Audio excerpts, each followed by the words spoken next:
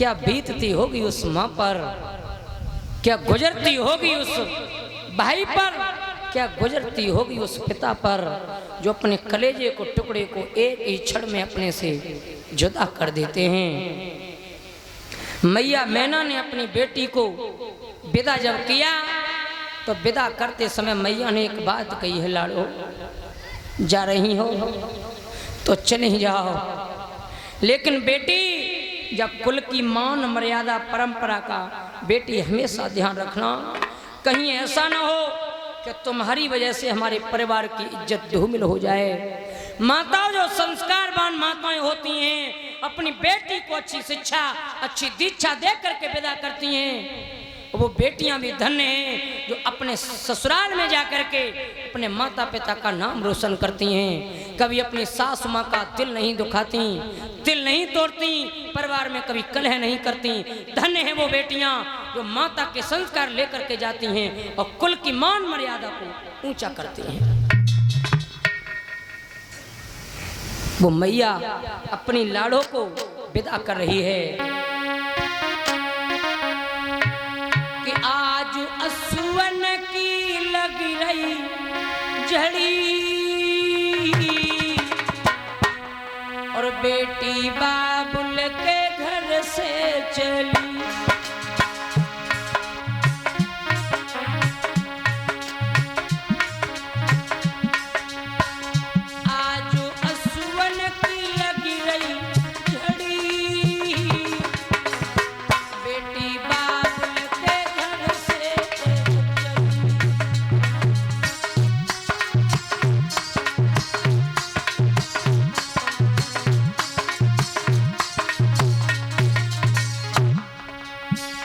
जा रही है बेटी, चली जा मेरे जिगर के टुकड़े, जा करके अपने पिता का नाम रोशन करना मेरी बेटी।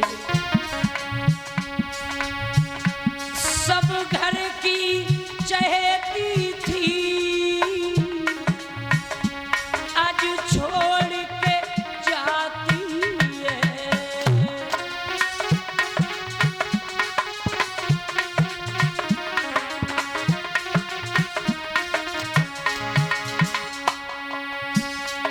सारे रिश्ते नाते तोड़ के जाती है।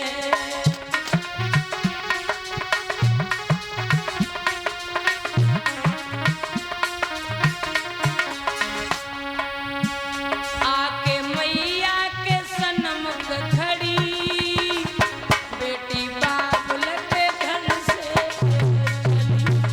जा मेरी बेटी।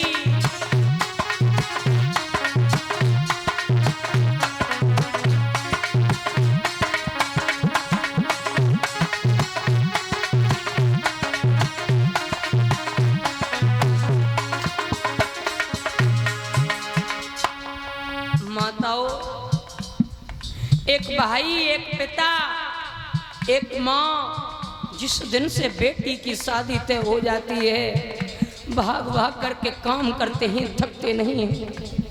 कितना भी काम पड़ जाए 2-3 दिन तो ऐसे निकल जाते हैं शादी से पहले कि भाई सो तक नहीं पाता, पिता सो तक नहीं पाता। मैया घर के कामों में उलझी रहती है, पिता और भाई इधर उधर भाग भाग करके काम करते हैं। लेकिन माता वही 3 दिन बाद जब घर से बेटी की डोली उठ जाए उसके बाद पिता किसी कोने में पड़ा होगा, मैया किसी कोने में पड़ी होगी। जो भाई दिन रात अपनी बहन से छोटी छोटी बातों के पीछे अक्सर लड़ा करता था, बहन छोटे छोटे बातों पर भैया को ताने मारा करती थी कि जब मैं चली जाऊंगी तो देखना तेरा ख्याल कौन रखेगा। बही बहन अपने भाई के गले से लग करके बहुत रोती है, बहुत बिलखती है। अभी 2 दिन पहले का एक किस्सा है। आपके ही इस नजदीक जसवंत नगर विधानसभा में एक बहन की डोली उठ रही थी, सब कुछ तैयार था, गाड़ी दरवाजे पर आ गई और बहन को सिर्फ गोदी में उठाने से पहले भाई को अटैक पड़ गया, भाई दुनिया को छोड़ के चला गया। माताओं, अंतरात्मा से कल्पना करके देख लो कि उस बहन के ऊपर क्या बीती होगी, क्या गुजरी होगी उस बहन पर जिसका भाई केवल विदाई से 2 मिनट पहले हार्ट अटैक से खत्म हो जाता है। क्या बीती होगी। ऐसे ही बहनों, एक बेटी थी, उस बेटी के पिता गरीब तो थे लेकिन स्वाभिमानी थे।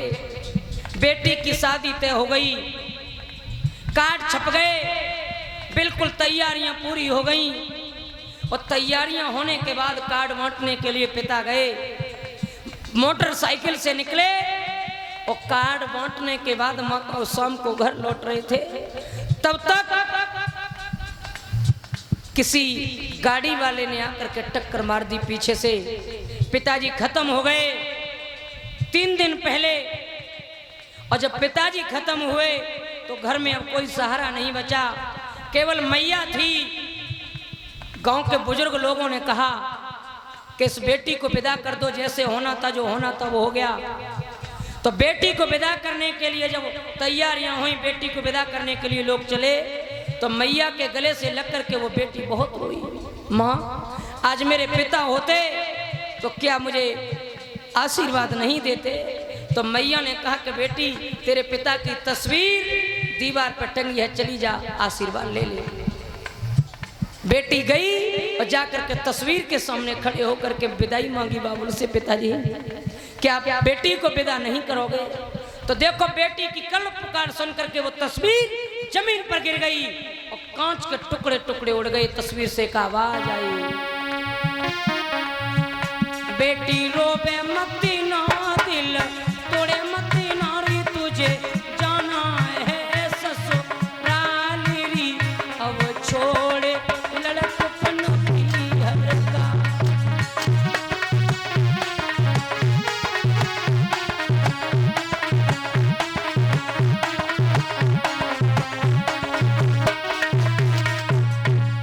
बेटी रोवे मत ना, दिल तोड़े मत ना, तुझे जाना है ससुराल री, अब छोड़े लड़कपन की हरका।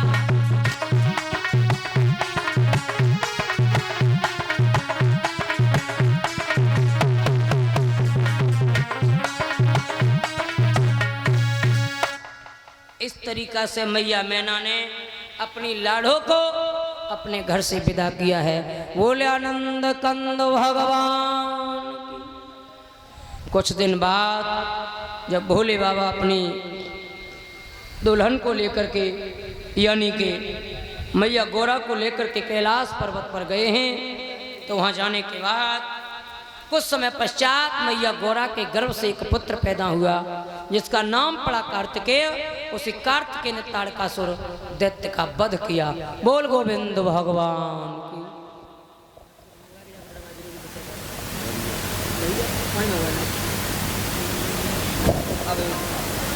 अब 2 लाइन का तब तक कीर्तन बोल लो। देखो मौसम कितना सुहाना हो गया है?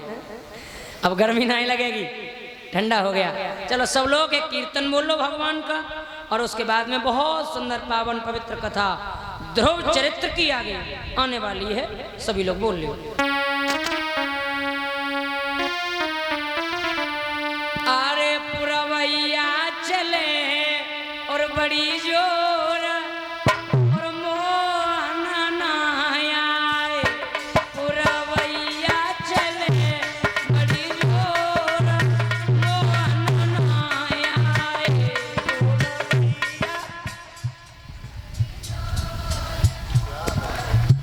अब ना, अब तो 1-1.5 घंटा की बात है। बोल लो सब लोग कीर्तन प्रेम से। अरे पुरवैया चले बड़ी जोर, मोहन ना आए। पुरवैया चले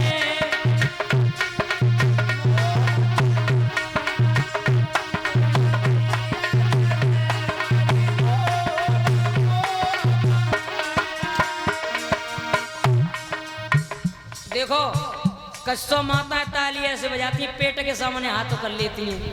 पता है क्यों? ये जासू कर लेती हैं पेट के सामने हाथ, कि भगवान जब पेट में बढ़िया बढ़िया खावे को मिले हैं।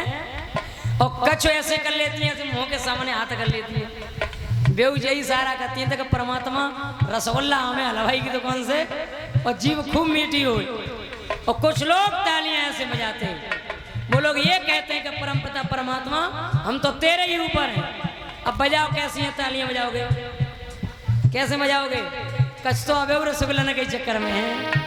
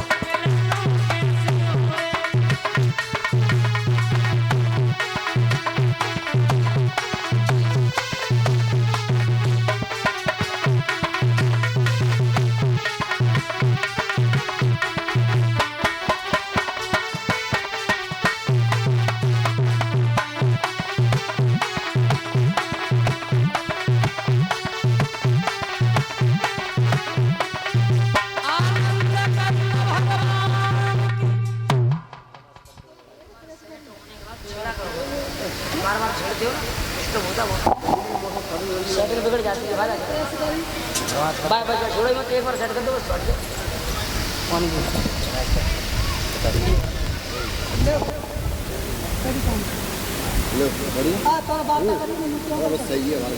बोलिए आनंद कंदो भगवान। अब सभी लोग शांति से बैठे रहें, मौसम सुहावना हो गया।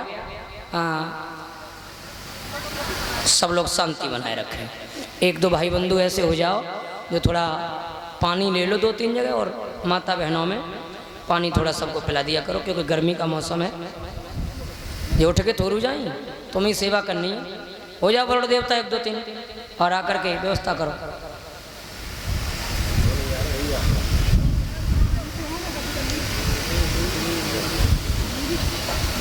जल्दी जाओ यार।